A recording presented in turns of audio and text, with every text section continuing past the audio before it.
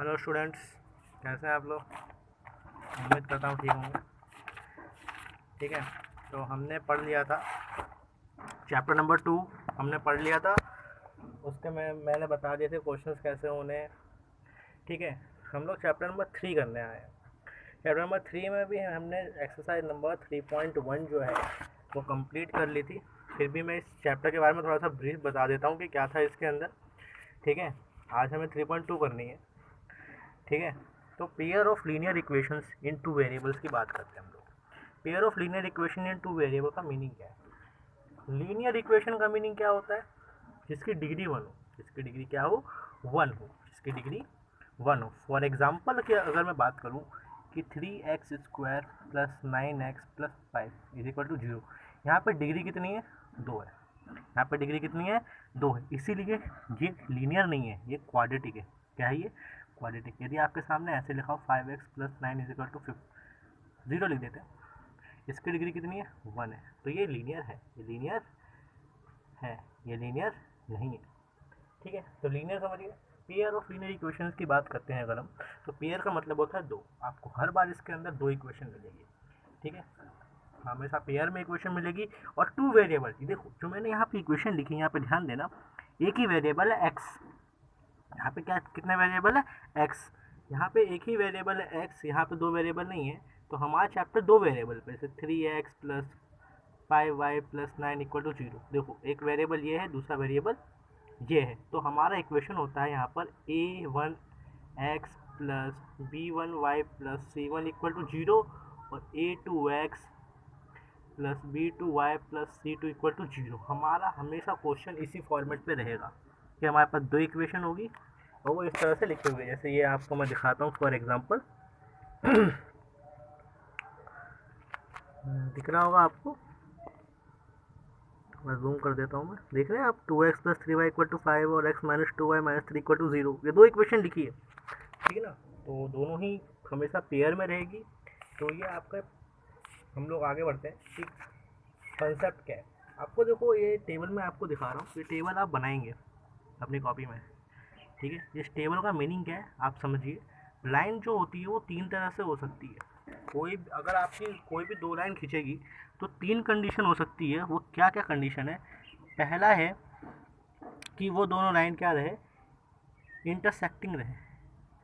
Intersecting का meaning होता है कि क्रॉस कर देना, जैसे एक लाइन ये गई, एक लाइन ये गई, क्या हो गई है, इंटरसेक्ट हो रही है। ठीक है ना, तो इसमें हम लोगों को क्या पता चलता है कि जब भी इस तरह की लाइन बनती है, तो वैसे टेबल के अंदर सारी इंफॉर्मेशन है, पर मैं कॉपी में बना दे रहा हूँ। यहाँ पे क्या होता है कि आपका a1/a2 is not equal to b1/b2 होता है। और देखिए आपकी ये लाइन कितने पॉइंट पे इंटरसेक्ट कर रही है, एक पॉइंट पे। इसका मतलब कि यहाँ पे कितने सॉल्यूशन होते हैं, 1, ओनली 1 सॉल्यूशन। कितने सॉल्यूशन होते हैं इन दोनों इक्वेशन के, 1 सॉल्यूशन होता है। ठीक है, दूसरा आपके साथ क्या हो सकता है कि दोनों लाइन जो होती हैं वो कोइंसिडेंट हो। क्या हो, कोइंसिडेंट हो। कोइंसिडेंट लाइन का मीनिंग क्या है, जैसे एक लाइन ये खींची है मैंने और इसी के ऊपर ही जस्ट दूसरी लाइन में मैंने खींच दी, जस्ट इसी के ऊपर टच करके जा रही है, बिल्कुल उसी के ऊपर ही क्या हो रही है, जा रही है। जैसे ईंट होती है, दीवार खड़ी होती है तो एक ईंट लगती है, फिर दूसरी ईंट की लाइन लगती है, फिर तीसरी ईंट की लाइन लगती है, दीवार में ऐसे रखती है, तो एक के ऊपर एक चलती चली जाती है, तो वो कोइंसिडेंट लाइन है। तो इसमें क्या होता है आपका, a1/a2 इक्वल होता है b1/b2 इक्वल टू होता है c1/c2, मतलब कि उसके ऊपर ही चलेगी तो रेशियो सेम आएंगे। तो इसमें कितना सॉल्यूशन होता है, इन्फिनाइट, इन्फिनाइट सॉल्यूशन होते हैं इसके अंदर। तीसरी अगर हम बात करें तो होती है पैरेलल लाइन। क्या होती है, पैरेलल लाइंस। पैरेलल लाइंस का मीनिंग क्या होता है, एक लाइन ऐसे गई, दूसरी लाइन ऐसे गई, ये कभी इंटरसेक्ट नहीं करती। ये क्या नहीं करती है, इंटरसेक्ट नहीं करती हैं। तो यहाँ क्या होता है आपका a1/a2 और b1/b2 तो इक्वल होते हैं, बट c1/c2 इक्वल नहीं होता, और यहाँ पे नो सॉल्यूशन होता है। क्यों, ध्यान से देखना, पहले वाले में मैंने बोला कि 1 सॉल्यूशन है। ठीक है ना, ओनली 1 सॉल्यूशन इसीलिए बोला क्योंकि वो एक ही जगह पे इंटरसेक्ट हो रही है। दूसरे वाले में मैंने बोला मैनी सॉल्यूशन है, इन्फानाइट सॉल्यूशन है, क्योंकि लाइन के अंदर इन्फानाइट पॉइंट्स होते हैं और वो हर पॉइंट पे टच करती जा रही है, तो इन्फानाइट सॉल्यूशंस होंगे। तीसरे पे देखो ध्यान से, पैरेलल पे क्या हो रहा है कि एक भी पॉइंट पे ये इंटरसेक्ट नहीं कर रहे, तो जब तक इंटरसेक्ट नहीं करेंगे दोनों के कॉमन पॉइंट होंगे नहीं, और कॉमन पॉइंट जब तक नहीं होगा तब तक उसके सॉल्यूशन नहीं हो सकते, इसीलिए आप कहेंगे कि पैरेलल लाइंस में नो सॉल्यूशन होता है। ठीक है, तो यहाँ तक बात समझ में आ गई। ठीक है, और जिसके सॉल्यूशन होते हैं उसे कंसिस्टेंट लाइन कहते हैं, और जिसके सॉल्यूशन नहीं होते उसे इनकंसिस्टेंट कहते हैं।